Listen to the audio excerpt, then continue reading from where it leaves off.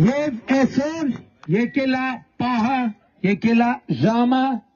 երբ որ մենք պիտի անցնենք եւ թիկունքում թողենք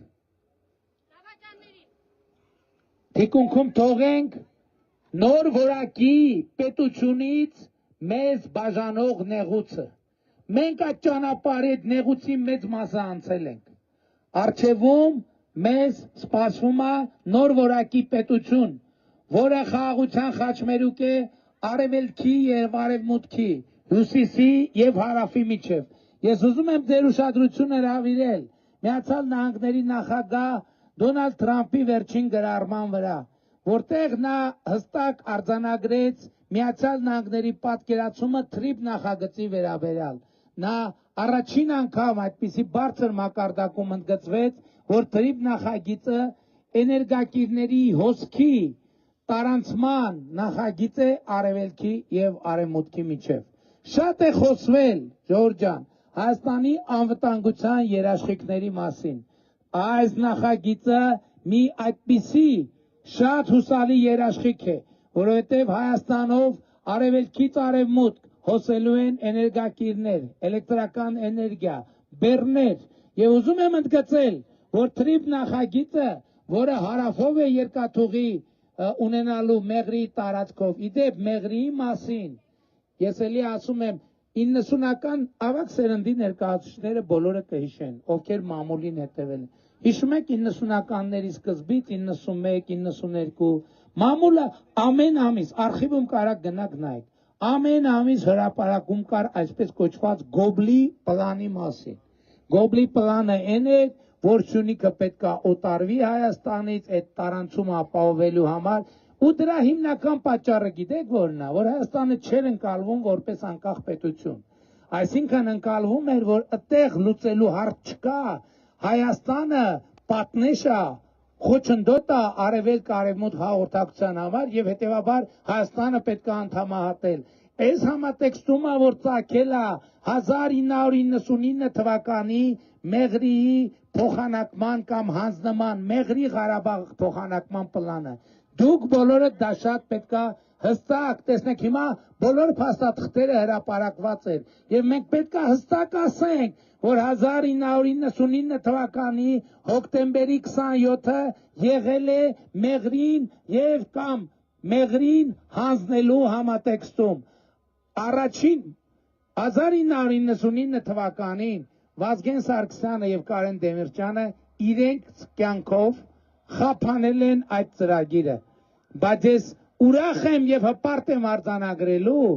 որ դուք քիչ առաջ իմ ասած գործողություններով ոչ թե խափանել եք ծրագիրը, այլ ընդհանրապես բացառել եք նման հարց, այլևս երբևէ, հասկանում եք։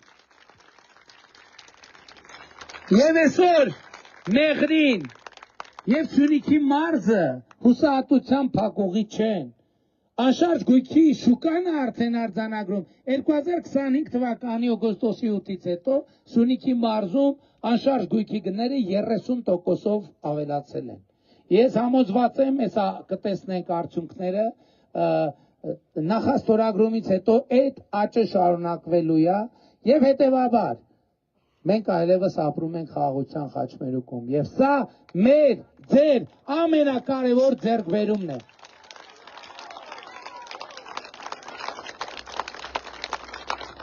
Եվ մենք ստեղծում ենք նոր որակի պետություն, նոր որակի պետություն նշանակման նոր որակի կրթություն, նոր որակի սոցիալական ապահովություն, նոր որակի տնտեսություն։ Այսօր Հրազդանում, նախկին Հրազդան մաշ գործարանի, Հրազդան մեքենա գործարանի տարածքում կառուցվում է մեծ տեմպերով արհեստական բանականության գործարան, որ 5 միլիարդ դոլարի ներդրում է ենթադրում, 5 միլիոն միլիարդ։ Հիմա արդեն Գագարինում պատրաստ է եւ առաջիկա օրերին ինչքան գիտեմ բացվելու է առաջին սուպեր արհեստական բանականության առաջին գործարանը, որը մի փոքր ավելի փոքր մասշտաբ ունի, բայց արդեն իսկ շատ մեծ իրադարձություն է։ Բայց ես ուզում եմ հիշեցնել, որ դրանից առաջ տեղի ունեցավ մի շատ կարևոր իրադարձություն Երևանի պետական համալսարանում պետական բյուջեի միջոցներով մենք ձեռք բերեցինք եւ ԵՊՀ-ն այլևս ունի իր սեփական սուպեր համակարգիչը ժամանակակից ամենաբարձր չափանիշներին համապատասխանող, բայց ես ուզում եմ վերադառնալ 2021 թվականից իրականացվող մի ծրագրի մասին ձեզ հիշեցնել, երբ որ մենք գիտության ֆինանսավորումը 2.7 անգամ ավելացրինք եւ գիտության ոլորտում կամավոր ատեստավորման միջոցով աշխատավարձերը 100-ից 300%-ով բարձրացրինք։ Մենք 20 միլիարդ դրամի ներդրում արեցինք մեր գիտահետազոտական ինստիտուտներում, նրանց համար ձեռք բերելով սարքեր եւ սարքավորումներ։ Այդ սարքերի սարքավորումների մի մասը արդեն տեղադրված է, ընդ որում մի մասը Քանաքեռ-Զեյթում վարչական շրջանում գտնվող գիտահետազոտական ինստիտուտներում, մյուս մասը ճանապարհին է եւ գալիս է։ Եվ այս ամեն ինչի արդյունքում է ներառյալ մենք 170 միլիարդ դրամ ներդրեցինք ռազմարդյունաբերական համալիրի մեջ եւ այն օրը մայիսի 28-ին ինձ համար հրճվանք էր տեսնել